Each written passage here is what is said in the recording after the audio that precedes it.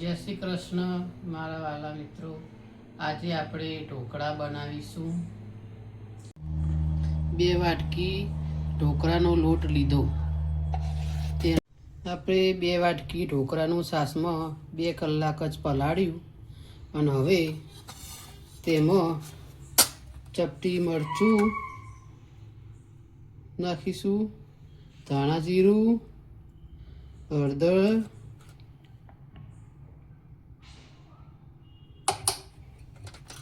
થોડું મરચું બીજું નાખીશું, મીઠું સ્વાદ અનુસાર મીઠું નાખવાનું.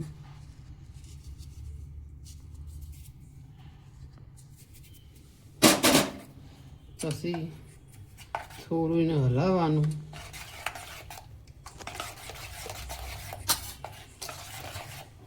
પછી એમાં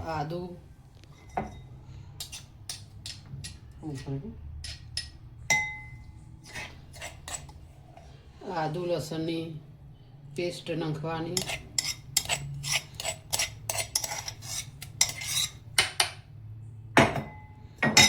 તેને પણ હલાવીને મિક્સ કરી દેવાની.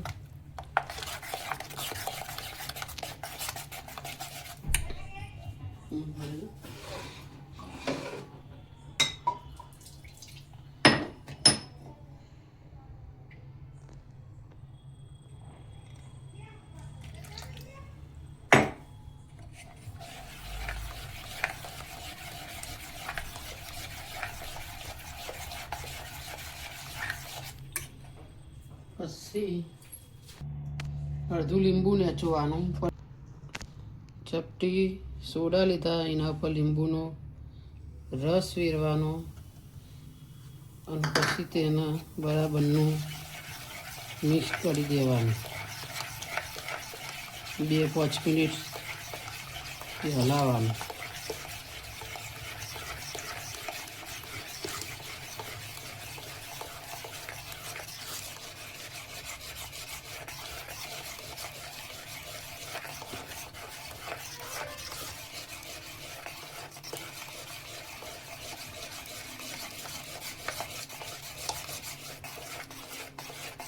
એક જ કનેક્શનમાં હલાવવાનું.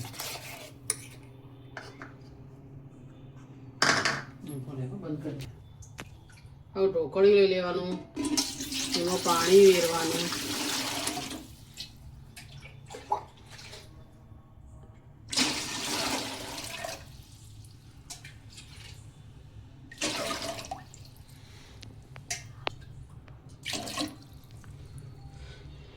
પછી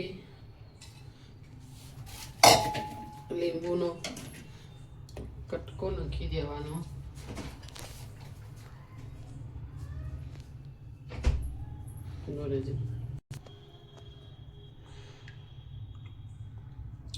એટલે કારું પર નહીં વાસણ.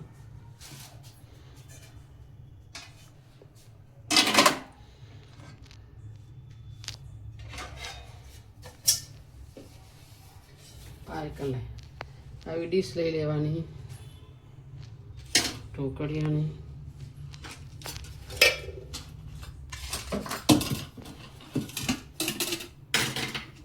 તેલ લગાવી દેવાનું.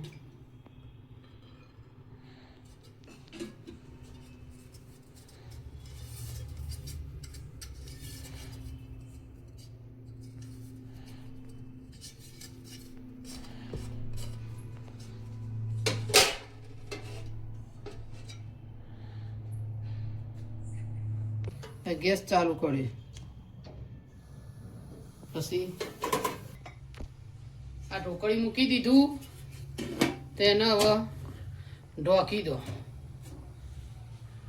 પછી થાય પછી આપણે બીજું લસણ લીધા, આ 5 મરચાં લીધા, એના આ ખોયણીમાં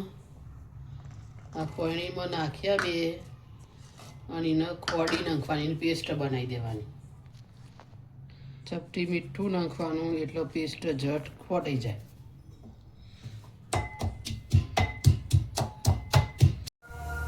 આ ઢોકળિયાની ડીશ મૂકીને એના અંદર ખીરું પાથરી દેવાનું. 2 ચમચા જેટલું અને પછી એને આ ઢોકી દેવાનું 5 મિનિટ સુધી. પછી આપણે જોઈશું.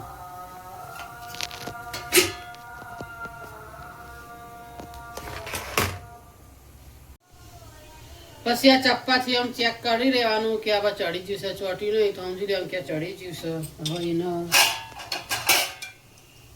ઉતારી લેવાનું સાણસીથી નીચે. બીજી ડીશ અંદર મૂકી દેવાની અને ફરીથી એને ઢોકી દેવાનું 5 મિનિટ.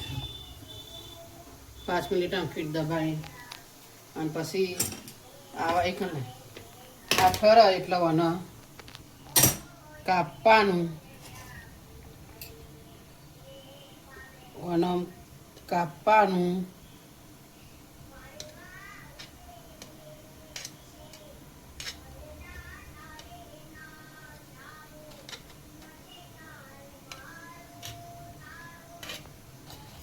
થોડી મોરવા કરવાનું ઠરી. પછી આવા આવી નાખું આવવાની આ પોચા રૂ જેવા થશે. તમે મતલબ જાડા અને પોચા રૂ જેવા, ખમણ જેવા. પહેલાં કઢાઈ લો, પછી ગેસ ચાલુ કરો, પછી અંદર તેલ વેરો. 2-4 ડોકલા તેલ વેરો.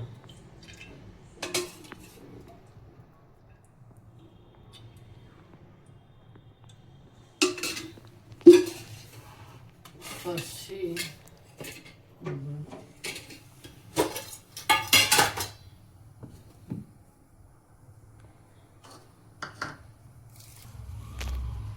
રઈ, જીરું, તલ, હિંગ અને લીમડાના પત્તા આ વઘારમાં નાખવાનું. 1 ચમચી રઈ નાખી. રઈ ફૂટી જાય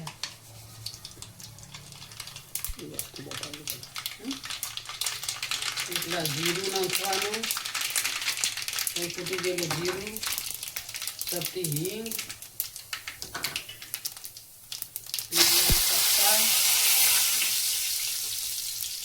પછી તલ,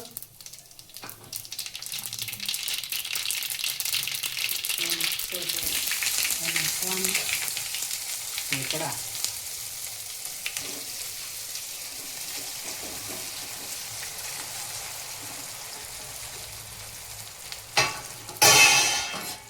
પછી હલાવવાનું, ઉપર નીચે કરવાનું.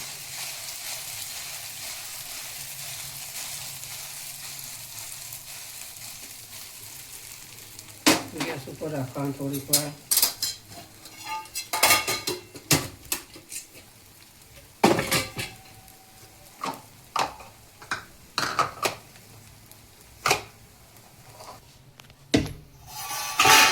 ફરીથી ઊંચું નીચું 1-2 વાર કરવાનું.